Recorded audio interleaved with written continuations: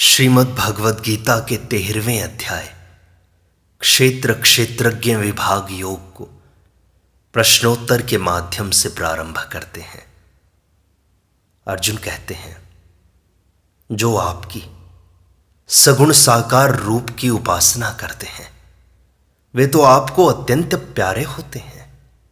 अब यह बताइए कि जो आपके निर्गुण निराकार रूप की उपासना करते हैं वे कैसे होते हैं। भगवान ने कहा, अर्जुन वे विवेकी होते हैं। अर्जुन ने पूछा कि विवेक किसका होता है भगवान। भगवान ने कहा, क्षेत्र और क्षेत्रज्ञ का। हे कुंती पुत्र अर्जुन, यह रूप से कहे जाने वाले शरीर को क्षेत्र कहते हैं और जो इस क्षेत्र को जानता है उसको ज्ञानी लोग क्षेत्रज्ञ कहते हैं। अर्जुन ने पूछा, उस क्षेत्रज्ञ का स्वरूप क्या है। भगवान कहते हैं, हे भारत, संपूर्ण क्षेत्रों शरीरों में क्षेत्रज्ञ रूप से मैं ही हूं, ऐसा तू जान। अर्जुन ने पूछा, वह जानना क्या है भगवान। भगवान ने कहा, क्षेत्र अलग है और क्षेत्रज्ञ अलग है। इसको ठीक ठीक जानना ही मेरे मत में ज्ञान है। तात्पर्य है कि क्षेत्र की संसार के साथ एकता है और क्षेत्रज्ञ की मेरे साथ एकता है।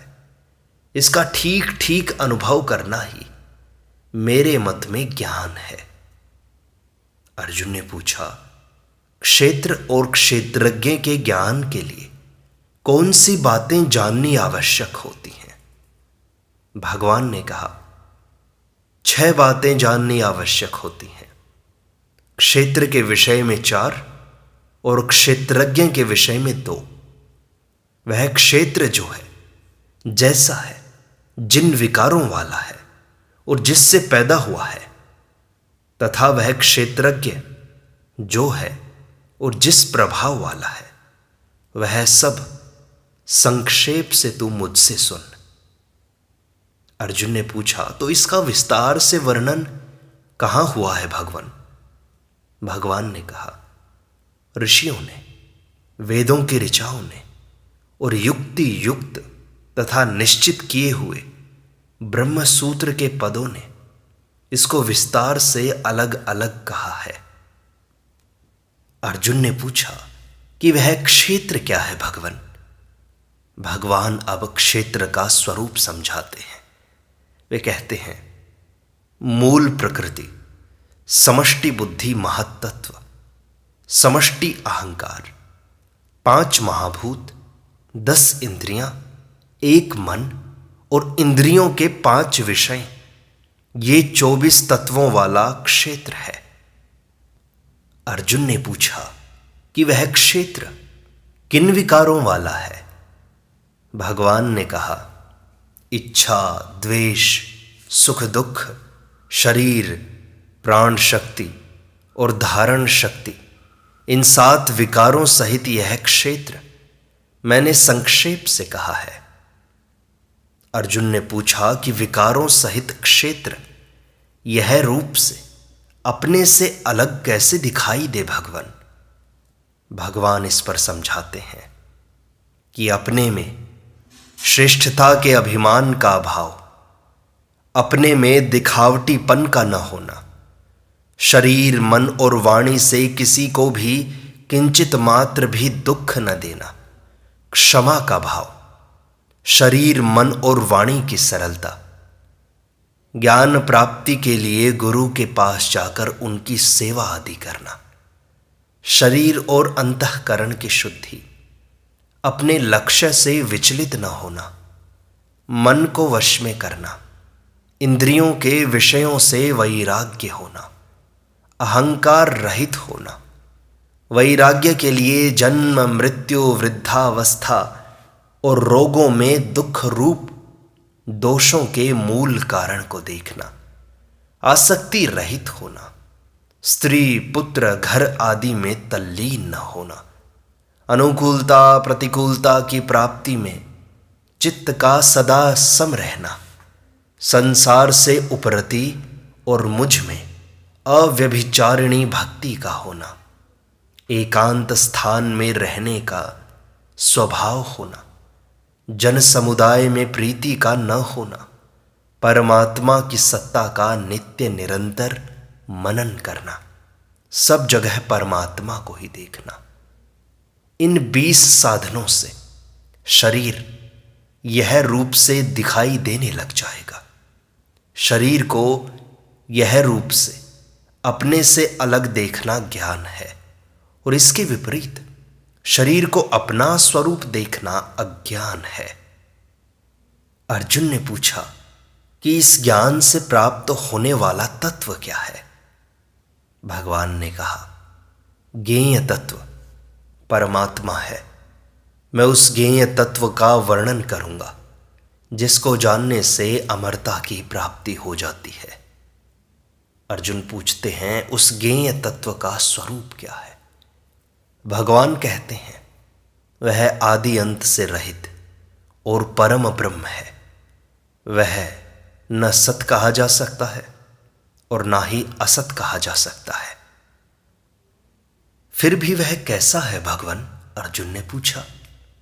भगवान ने कहा, वह सब जगह ही हाथों और पैरों वाला, सब जगह ही नेत्रों, शिरों और मुखों वाला तथा सब जगह ही कानों वाला है। वह सभी को व्याप्त करके स्थित है। वह संपूर्ण इंद्रियों से रहित है और संपूर्ण इंद्रियों के विषयों को प्रकाशित करने वाला है। वह आसक्ति रहित है और संपूर्ण संसार का भरण पोषण करने वाला है। वह गुणों से रहित है और गुणों का भोक्ता है। अर्जुन ने पूछा कि एक ही तत्व में 2 विरोधी लक्षण कैसे हुए? भगवान ने कहा, अनेक विरोधी भाव उस एक में ही समा जाते हैं और विरोध उसमें रहता नहीं, क्योंकि स्थावर जंगम आदि संपूर्ण प्राणियों के बाहर भी वही है और भीतर भी वही है, तथा चर अचर प्राणियों के रूप में भी वही है, अर्थात उसके सिवाय दूसरी कोई सत्ता है ही नहीं। दूर से दूर भी वही है और नजदीक से नजदीक भी वही है। वह अत्यंत सूक्ष्म होने से अविज्ञेय है, अर्थात इंद्रियों और अंतःकरण का विषय नहीं है, इसलिए उसमें विरोध नहीं है। उसमें विरोध न होने का और कारण क्या है भगवान? ये बात अर्जुन ने पूछी। तो भगवान कहते हैं, वह परमात्मा विभाग रहित होता हुआ भी अनेक विभाग वाले प्राणियों में विभक्त की तरह स्थित है। वह परमात्मा ही संपूर्ण प्राणियों को उत्पन्न करने वाला, उनका भरण पोषण करने वाला और संहार करने वाला है, अर्थात उत्पत्ति, स्थिति और प्रलय रूप भी वही है। उस परमात्मा को जानना चाहिए। अर्जुन ने पूछा, उसका स्वरूप क्या है?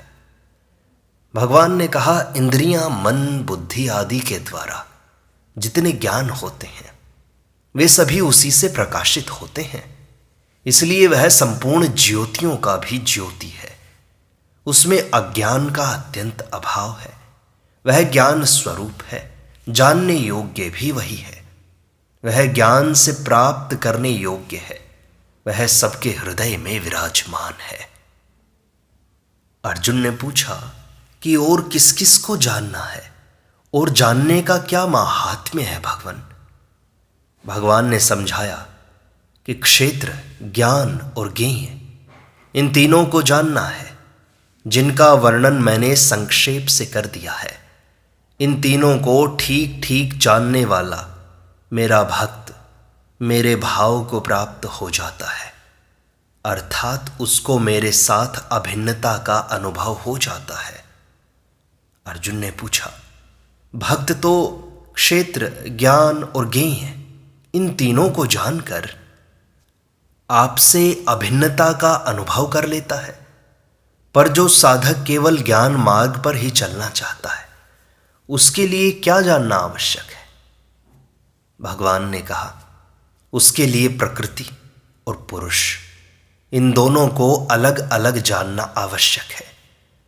प्रकृति और पुरुष ये दोनों ही अनादि हैं। अर्जुन ने पूछा, जब ये दोनों अनादि हैं तो फिर ये गुण और विकार किससे पैदा हुए? भगवान ने बताया, गुण और विकार प्रकृति से पैदा होते हैं। इसके सिवाय कार्य, करण और कर्तापन में भी प्रकृति ही हेतु बनती है। अर्जुन ने पूछा कि पुरुष किसमें हेतु होता है महाराज? भगवान बोले, पुरुष तो सुख दुख के भोक्तापन में हेतु होता है। अर्जुन ने फिर पूछा कि पुरुष भोक्तापन में हेतु कब होता है? भगवान ने कहा, प्रकृति में स्थित होने से, उसके साथ अपना संबंध मानने से ही पुरुष गुणों का भोक्ता बनता है, और गुणों का संग होने से ही वह ऊंच नीच योनियों में जन्म लेता है। अर्जुन ने पूछा कि उस पुरुष का स्वरूप क्या है भगवान? भगवान बोले, वह पुरुष प्रकृति के कार्य शरीर के साथ संबंध रखने से उपद्रष्टा, उसके साथ मिलकर सम्मति देने से अनुमंता, अपने को उसका भरण पोषण करने वाला मानने से भरता, उसके संग से सुख दुख भोगने से भोगता, और अपने को उसका मालिक मानने से महेश्वर बन जाता है। परंतु स्वरूप से वह पुरुष परमात्मा कहा जाता है। वह इस शरीर में रहता हुआ भी वास्तव में शरीर के संबंध से रहित ही है। अर्जुन ने पूछा, इस तरह प्रकृति और पुरुष के स्वरूप को जानने से क्या होता है भगवान? भगवान बोले, इस तरह गुणों के सहित प्रकृति को और गुण रहित पुरुष को जो मनुष्य ठीक ठीक जान लेता है, उसका सब तरह के शास्त्र विहित बर्ताव करते हुए भी फिर जन्म नहीं होता, अर्थात वह जन्म मरण से मुक्त हो जाता है। अर्जुन ने फिर पूछा, उस पुरुष को जानने का और भी कोई उपाय है क्या? भगवान ने कहा, हाँ है। कई मनुष्य ध्यान योग के द्वारा, कई सांख्य योग के द्वारा और कई कर्मयोग के द्वारा अपने आप में अपने स्वरूप को जान लेते हैं।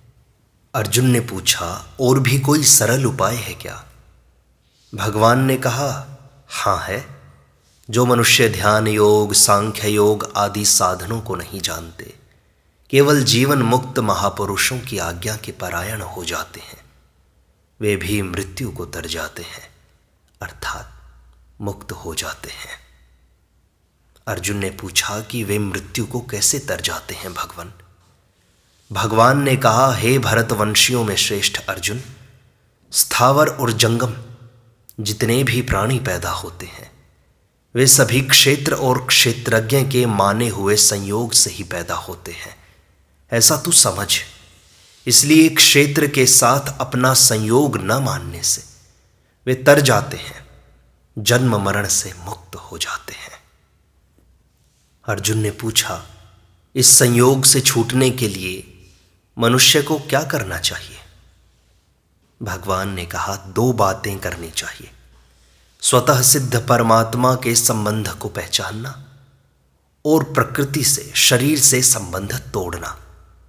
विषम संसार में जो समरूप से स्थित है और नष्ट होने वालों में जो अविनाशी रूप से स्थित है, तथा जो परम ईश्वर है, ऐसे अपने परम स्वरूप को जो देखता है, वही वास्तव में सही देखता है। अर्जुन ने पूछा, आपने परमात्मा के संबंध को पहचानने की बात तो बता दी, अब यह बताइए कि प्रकृति से संबंध कैसे तोड़ें? भगवान ने कहा, संपूर्ण क्रियाएं प्रकृति के द्वारा ही होती हैं। ऐसा ठीक बोध होने से वह अपने में कर्तृत्व के अभाव का अनुभव करता है, तथा जिस समय वह संपूर्ण प्राणियों के अलग अलग भावों को एक प्रकृति में ही स्थित और प्रकृति से ही उत्पन्न देखता है, उस समय वह ब्रह्म को प्राप्त हो जाता है। फिर उसका प्रकृति के साथ संबंध नहीं रहता। अर्जुन ने पूछा, ऐसा क्यों होता है? भगवान ने कहा, हे कुंती नंदन, यह पुरुष स्वयं अनादि और गुण रहित होने से स्वयं अविनाशी परमात्मा स्वरूप ही है। यह शरीर में रहता हुआ भी वास्तव में न करता है और न ही लिप्त होता है, अर्थात यह कर्ता और भोक्ता नहीं है। अर्जुन ने पूछा, यह लिप्त कैसे नहीं होता भगवान? भगवान ने कहा, जैसे आकाश सर्वत्र व्याप्त होते हुए भी अत्यंत सूक्ष्म होने के कारण किसी वस्तु, व्यक्ति आदि में कभी लिप्त नहीं होता, ऐसे ही यह पुरुष सब जगह परिपूर्ण होते हुए भी किसी भी शरीर में किंचित मात्र भी लिप्त नहीं होता। अर्जुन ने पूछा, यह पुरुष कर्ता कैसे नहीं बनता भगवान? भगवान ने कहा, हे भारत, जैसे एक ही सूर्य संपूर्ण विश्व को प्रकाशित करता है, पर उसमें प्रकाशित करने का कर्तृत्व नहीं आता, ऐसे ही यह क्षेत्रज्ञ संपूर्ण क्षेत्र को प्रकाशित करता है, पर उसमें कर्तृत्व नहीं आता, अपितु प्रकाशक मात्र ही रहता है वह। इस तरह जो ज्ञान रूपी नेत्र से क्षेत्र और क्षेत्रज्ञ के भेद को तथा प्रकृति और उसके कार्य से अपने को अलग अनुभव कर लेते हैं, वे परमात्मा को प्राप्त हो जाते हैं। इस प्रकार श्रीमद् भगवद गीता का 13वां अध्याय क्षेत्र क्षेत्रज्ञ विभाग योग संपूर्णता को प्राप्त होता है। शेष अगले अंक में।